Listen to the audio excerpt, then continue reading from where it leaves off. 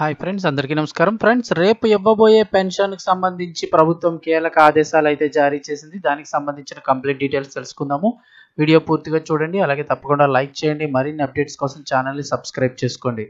వివరాల్లోకి వెళ్ళిపోతే ఏపీ ప్రభుత్వం మరో కీలక నిర్ణయం తీసుకుంది. రాష్ట్రంలో కొత్తగా మంజూరైనటువంటి 10,578 మందికి స్పౌస్ పెన్షన్ల పంపిణీకి అదనంగా 4.23 కోట్లు విడుదల చేసింది. ఇక రేపు సీఎం చంద్రబాబు విజయనగరం జిల్లాలో పెన్షన్ల పంపిణీలో అయితే పాల్గొనబోతున్నారు.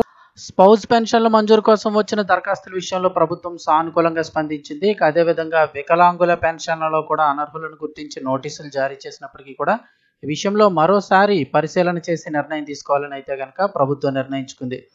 ఇక అక్టోబర్ 1న పంపిణీ చేసి ఈ పెన్షన్ విషయంలో అయితే కనుక ప్రభుత్వం తాజాగా మరో నిర్ణయం తీసుకుంది.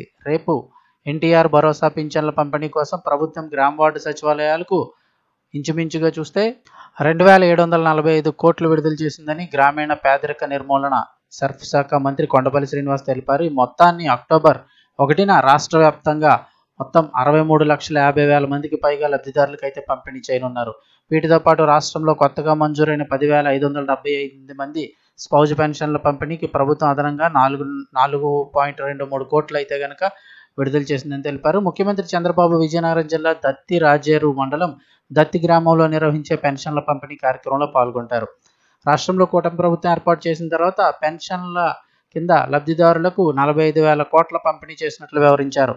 ఈ ఆర్థిక సంవత్సరానికి పింఛన్ల పంపిణీ కోసం 32,143 కోట్ల బడ్జెట్ కేటాయించగా అక్టోబర్ వరకు పెన్షన్ల పంపిణీకి 19,111 కోట్లు విడుదల చేసినట్లు తెలిపారు.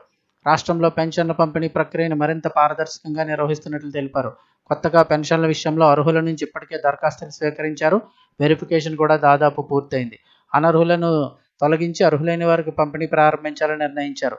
అక్టోబర్ నెల నుంచి కొత్త పెన్షన్లు మంజూరు చేసేలాగా ప్రభుత్వం నిర్ణయం తీసుకుంది. కొత్తగా వివిధ కేటగిరీల కింద దాదాపు 6 లక్షల వరకు దరఖాస్తులు వచ్చే అవకాశం ఉందని అంచనా వేస్తున్నారు. ఇక ప్రభుత్వం ఇప్పుడు తీసుకున్న తాజా నిర్ణయంతో గతంలో అనేక కారణాలతో పెన్షన్లు నిలిచిపోయిన వారందరికీ ఉపశమనం దక్కనుంది. సో కొత్త పెన్షన్లకు అప్లై చేసుకునే వారందరికంటే అన్ని కేటగిరీలు వృద్ధాప్య, వికలాంగ, వితంతు, స్పౌజ్ ఇంకా అన్ని రకాల పెన్షన్లకు సంబంధించి కొత్త పెన్షన్లు అయితే మంజూరు చేయబోతున్నారు.